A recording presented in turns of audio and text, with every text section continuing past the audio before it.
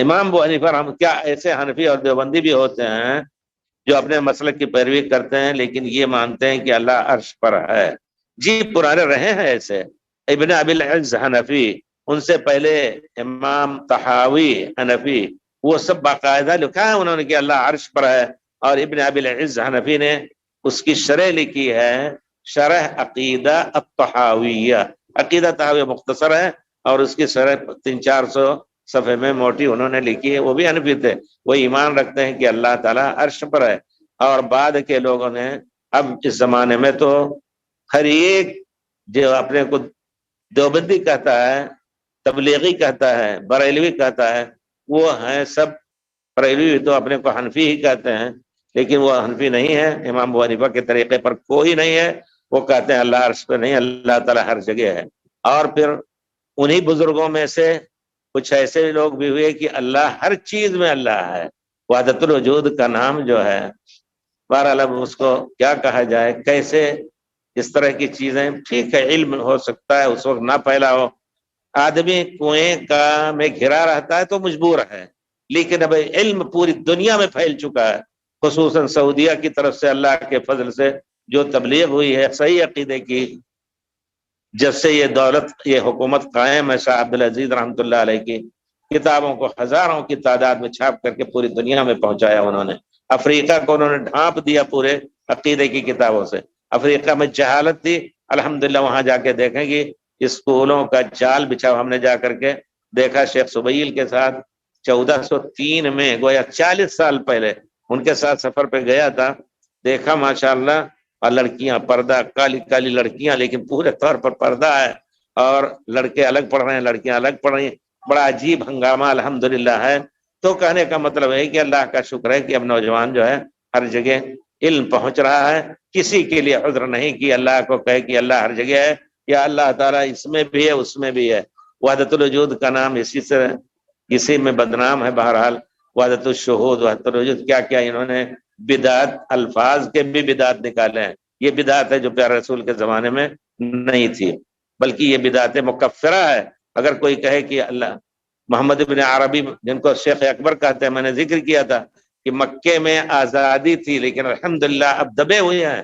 ہر زمانے میں آزادی تھی، 800 سال تک دیکھیں تاریخ پڑھیں تو لگتا ہے کہ کوئی بھی آ کر کے یہاں غلط سے غلط آدمی اپنا عقیدہ پھیلائے، سب کو موقع ملتا تھا۔ محمد بن عربی مالکی اپنے کو کہتا تھا، اور وہ باقاعدہ وحدت الوجود کا قائل تھا کہ ہر چیز میں اللہ ہے، اپنے کو کہتا تھا ما فی الجبہ الا اللہ، اس جبے میں اللہ ہی چل رہا ہے، یہ جبہ جو پہنے ہوں نا اللہ ہی چل رہا ہے۔ اور العبد رب والرب عبد کہتا تھا کہ بندہ یہ رب ہے اور رب وہی بندہ ہے، فلست ادری من المکلف، میں نہیں جانتا کون کس کے لیے نماز روزہ پڑھے۔ یہ گمراہی کا اتنا بڑا درجہ، حالانکہ پیارے رسول کو اللہ تعالیٰ نے آپ سے بڑھ کر کے کسی کا درجہ نہیں، وَاعْبُدْ رَبَّكَ حَتَّى يَأْتِيَكَ الْيَقِينُ، موت آنے تک اللہ کی عبادت کرو۔ ان کے یہاں یہ ہے کہ ایک زمانہ آتا ہے کہ سب یقین آ گیا، اللہ پر ایمان آ گیا، تو اب نماز روزہ تم سے اتر گیا یا اللہ نے معاف کر دیا۔ ایسے گمراہ لوگ گزرے ہیں انہی ٹولوں میں سے جن کا ذکر چل رہا ہے، تو اللہ تعالیٰ سب کو ہدایت دے۔ امام ابو حنیفہ رحمۃ اللہ علیہ نے فرمایا کہ یہ جو یہ عقیدہ رکھے کہ اللہ عرش پر نہیں وہ کافر ہے، کیا یہ درست ہے؟ صحیح سند سے امام صاحب سے ثابت ہے، اور تمام ابو مطیع بلخی اور اسی طرح الفاروق میں زکریہ انصاری نے، اس سے پہلے اس کے بعد علماء نے سب نے ان سے نقل کیا ہے امام ابو حنیفہ رحمۃ اللہ علیہ سے یہ چیز۔ لیکن ہمارے دیوبندی، حنفی نہیں، حنفی ہوتے تو اس کو مانتے، دیوبندی علماء اس کو نہیں مانتے ہیں۔ ہمارا مشورہ ہے کہ توبہ استغفار کر کے بزرگ گزرے ان کے لیے ہم دعا کریں گے، لیکن ہم اپنے ایمان کو ٹھیک کریں اب، کیونکہ علم بہت کچھ پھیل چکا ہے، اس کی ناشکری کرنا اللہ کی ناشکری ہے۔ آپ نے واضح کیا کہ حنفی امام کے پیچھے نماز پڑھنا جائز ہے۔ جی ہاں، اگر وہ کفر کی کوئی بھی آدمی فاسق ہو، فاسق کا معنی شراب، آپ نے دیکھا کہ صبح شراب پی رہا تھا لیکن ہوش و حواس میں آ کر کے نماز پڑھا رہا ہے، موحد ہے، شراب پی لیا لیکن قبروں سے اپنی حاجت نہیں مانگتا، نہ شرک کر رہا ہے، تو آپ کو اس کے پیچھے جماعت چھوڑنا جائز نہیں ہے، حنفی ہو، شافعی ہو، کوئی بھی ہو۔ تو ہم کہیں گے لیکن اگر یہ عقیدہ رکھتا ہے کہ نہیں قبر والے دیتے لیتے ہیں اور ان سے مرادیں مانگنا جائز ہے، چادر چڑھانا ان پر یا ان کے لیے ذبح کرنا، تو یہ شرک عین شرک اکبر ہے، ایسے آدمی کے پیچھے صلاۃ پڑھنی جائز نہیں۔ اگر اسلامی حکومت ہو تو ایسے لوگوں کو جینے کا حق نہیں ہے، ان سے توبہ لی جائے گی ورنہ ان کی گردن مار دی جائے گی۔ یہ علماء کا فیصلہ پرانے زمانے سے ہے۔ تو آپ نے واضح کیا کہ حنفی امام کے پیچھے نماز پڑھنا جائز ہے، جی ہاں جائز ہے، اگر وہ معروف بدعتی یا مشرک نہ ہو۔ بے شک میرا سوال یہ ہے کہ کیا اگر ان کا عقیدہ ہے کہ اللہ عرش پر نہیں ہے تب بھی ان کے پیچھے نماز پڑھنا جائز ہے؟ بہت ہی وزنی سوال ہے آپ کا، بہت ہی اچھا۔ دیکھیے انہوں نے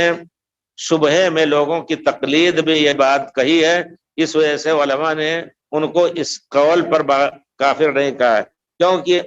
کچھ شبہ آیتوں سے وہ ہوا معکم اینما کنتم، وہ تمہارے ساتھ ہے جہاں تم رہتے، یہ لفظی ترجمہ ہے، وہ ہوا ہے اللہ معکم تمہارے ساتھ ہے اینما کنتم جہاں بھی ہوتے ہو۔ تو اس قسم کی آیتوں سے استدلال کر کے شبہ ہوا تو اس کی بنا پر ان کو کافر نہیں کہا جائے، لیکن جب سمجھایا جائے ایک عالم کو اور عالم نہیں مانتا ہے تو اس کے اوپر کفر کا فتویٰ پرانے زمانے کے علماء نے لگایا ہے۔